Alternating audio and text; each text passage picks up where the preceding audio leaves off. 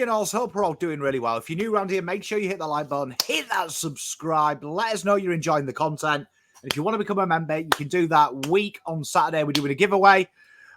So we're going to give away Pominol's t-shirt. So if you want to do that, we'll chill out for an hour, chat some rubbish, probably watch the cricket. To be honest, it was really fun last week. So if you want to do that, wonderful community, we all look after each other. And today what we're doing is looking at who probably is leading the AFL Brownlow per team. Who's the leading vote getter? Some people asked it. You ask, I provide. So let's get straight into it. So obviously we start with Adelaide. And I think it's no surprise that Dawson will be leading it. I mean, I have him polling 2 or 3, round 3 to round 5. Definitely a 3 vote round 9. This guy's polled it. He's on around about 22, I would say, at the minimum at this stage. And it's been a really good year for Jordan, hasn't it? He's been impressive. He has been putting in, definitely working his game. And what I've really been impressed about him this year is just how impactful he is. He's really come to the fore, and he's been like that a couple of years, I think. And people have probably just overlooked him, particularly since his move. And I think he's been stellar. I think he's been one of the more upper echelon performers. A really steady player, and a player that I think is one of the least talked about in the AFL for what he actually provides. It's no surprise Adelaide's jump is partly down to this fella, an absolutely quality footballer. Might surprise you with Brisbane, but I've still got Mr. Lachie Neale. Now, he'll probably pull a couple of ones early doors, I'd imagine. It'd be hard to look past him, not for the 3, though, for that round 5 and that round 7 game. It was absolutely sensational. There'll be an outside chance in round 10 as well. He was just about everywhere. He'll definitely be in the top 10 at the Brownlow. This guy's game is just Brownlow-esque, isn't it? It's really attractive. He does all of his work underneath the eyes of the umpire. His distribution is good, and he also pops up and scores the odd goal here or there. Lachie Neale is a class footballer, and he'll definitely be looking, at getting that Brownlow. I mean, can he do it? Probably not enough rounds. You never know, though. I mean, obviously, if you poll all the way 3 till now, you win it outright anyway. But definitely one to keep an eye on for, especially when I look at Brisbane's fixtures on the way home. I think they're games that are going to be heavily midfield contested, and a lot of opportunity for him to really show it. Adam Cerra, Carlton Football Club. A surprise, maybe, but I mean, he'll definitely be close to 3, Gold Coast and the Hawthorn game. I'd be surprised if he doesn't get 3 for the week just gone. And I can see him polling in Carlton's losses, St Kilda, that Essendon game, the Brisbane game. I think he was so dynamic, and he's a chance for a 1. And we've seen this a lot in the AFL. When you really do stand out, they give them sympathy votes. I think Cerra's been sensational this year, and it's going to be tough because Cripper has got the game that is appealing, and seeing a lot of predictors, they've got Cripper at 14, 15 at this stage. I disagree. I think Cerra will stand out more than Cripper in them early exchanges. The Brownlow appointed, really, I think only a couple of players who feature in this video can stop him. Dawson's probably one of them because he stands out so much. Dacos, though, I think is probably it. Sensational year. This talk about contested football, absolutely fucking nonsense. Put it in the bin. Absolutely irrelevant. The guy is a pure footballer. Pure footballer, and I don't want to hear any of that nonsense about what position he plays and stuff. The class is apparent. Do you know what I mean? There's certain players in this league, Walsh, Dacos, Ashcroft. I could name thousands, to be fair. But you just can see their class apart. Like Dustin Martin, 2017 is a great example. When players are a class apart, you can just see it. And his best is better than 99.9% of the league. Very good year. Zach Merritt, what an improvement Zach Merritt has, just quietly. And I think he'll poll pretty well. We genuinely see sides that Carlton, right? sides that have leapt up and gone above expectation genuinely poll well in Brownlow in the last 10 years. And I think Merritt could be one of them guys. I think he'll get a vote in the opening fixture against Hawks. I think he'll poll in the Melbourne, definitely get 3 for the Melbourne win. The Richmond game, he'll definitely get 3 as well. And the North Melbourne game's a no-brainer. I think he'll win this. I think he'll take out Parrish and the players. But his improvement under Scott's system has been absolutely exemplary. And, you know, for someone that 3 years ago people were saying get rid of because he didn't tackle, to where he is now, being really rambustus in that midfield, I've really enjoyed him. Caleb Sarong. Now, he may be ineligible because of his suspension, but I think he's had a really good year. And we're not doing who's going to win it. We're doing who's going to lead the poll. But against Fremantle, against the Doggies, he would have been one of the guys that would have got a vote. Essendon, he was outstanding. Against Geelong, he was outstanding, as was Brayshaw, but I think he will get the limelight. Against Sydney as well, he was really impressive as well. Against Adelaide as well, even though they lost, he stood out as well with his hard tackling and his tough ball. So I think Caleb Sarong will definitely be there. Tom Green, GWS. I really like Tom Green, and he's one of these players that doesn't get talked about anymore. And it's a tough one when you look at him. But that GWS game, I'd imagine he will be the one voter. The Melbourne game, the Fremantle game, I reckon he'll be 2 votes. And I think you can throw a blanket over some of them. I think the Richmond one, he was so standout and was probably the only performer in that game against their midfield. He really dominated their midfield. I think he'll get 2 votes there. Now, a lot of people say Toby Green.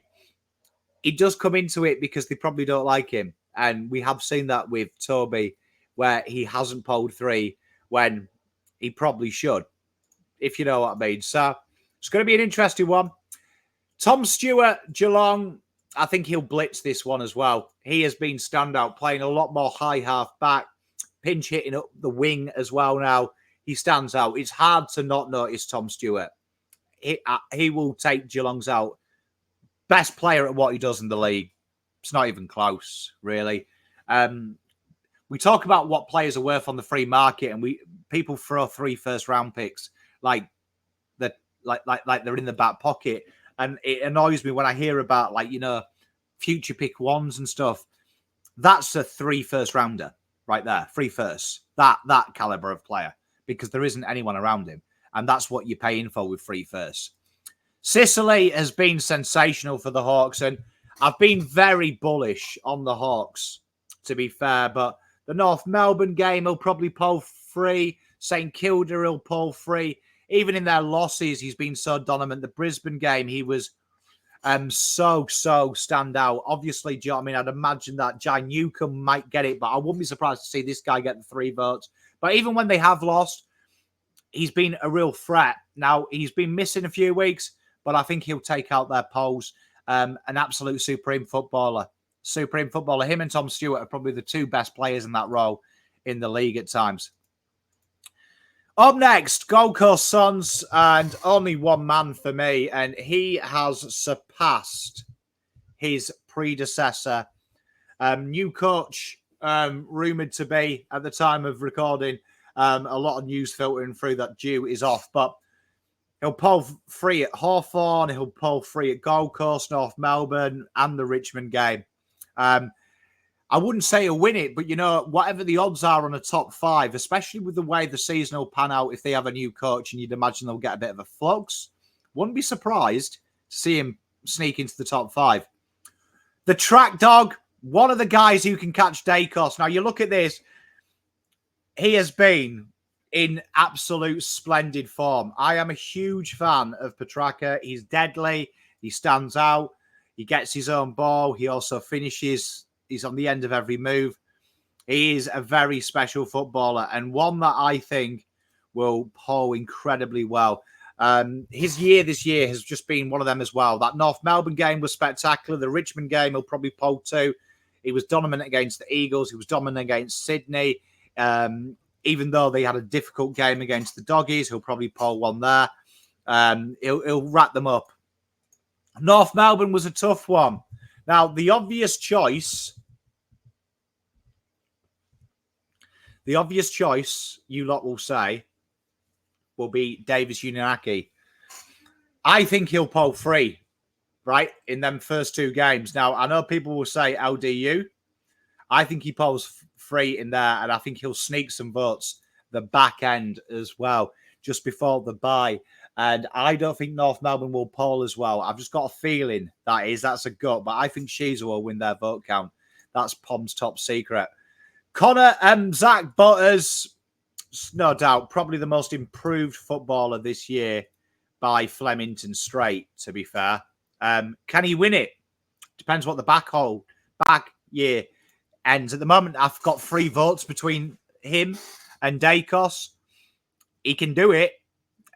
Standout though, his application and how he's surpassed Rosie and Dersma, these 2 guys that were heavily talked about, absolutely impressive. Timmy T, he's had a great year. Now, a lot of people were talking about his accuracy and stuff like that. Fuck me, ridiculous. But he'll get 3 votes versus Carlton. There may be a bit of WA bias that Bolton gets the 3 at Fremantle, but especially GWS, Port Adelaide. He'll get the 2 versus Essendon. He'll get 3 versus Geelong. He'll get a lot of 3 votes. Can he win it? I don't think he can, to be honest. I don't think he can, but he'll definitely be in that top 10, top 15 category, and he'll take it out for them. We talk about underrated players. Sinclair is one that does not get enough love, but he will poll 3 votes against the Dogs. Fremantle will get 3 votes as well. He'll probably get 3 votes versus Sydney as well. Definitely will get them versus GWS and Carlton. He is a smoky for this because in playing higher up the ground as well, rotating up there, he stands out as well. So that is a danger. Depending on how St Kilda finish, they've got some games where he could poll. I've got him just below the guys we've talked about. I've got him where probably John DeGoey is at the moment in that mid-20s. There's always someone that comes from the heavens to get in the top 3. It could be Sinclair. Chaddy Warner, been very good in a very poor team, but it started off so well for him as well. He would have got the 3 votes in round 1. He will have definitely as well got the 3 votes versus Port Adelaide. Probably a chance of a vote in just about every other win they've had as well.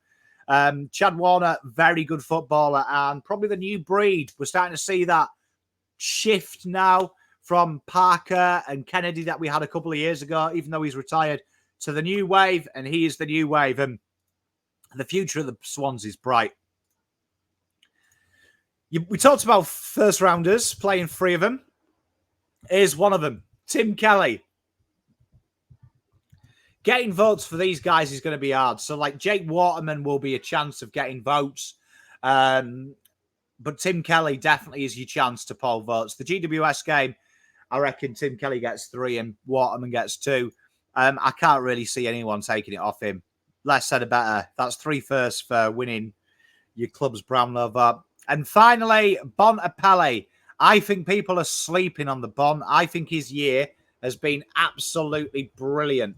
And a little bit of a shift in role, but he will be tearing the votes up. Mark my words, he'll tear these votes up. He'll definitely get 3 for for their game round 4 versus Richmond. He'll definitely get 3 against Port potentially. It'll be him or Butters depending on what way they go. Fremantle, he's a lock for 3. Round 8, lock for 3 versus GWS. I've got a feeling lock for 2, or at least a vote against Gold Coast. But this guy has been brilliant. The Fremantle game, he'll get 3. He's another one who could do it. But my prediction still stays the same. I don't think Nick Dacos can be stopped. Cripper, late surge as well. Carlton are in a bit of form. That could be entertaining. He'll definitely poll pretty well over the last 2 weeks. Let me know who your Brownlow favourite is. Who's your favourite? Look after yourself. I'll see you tomorrow.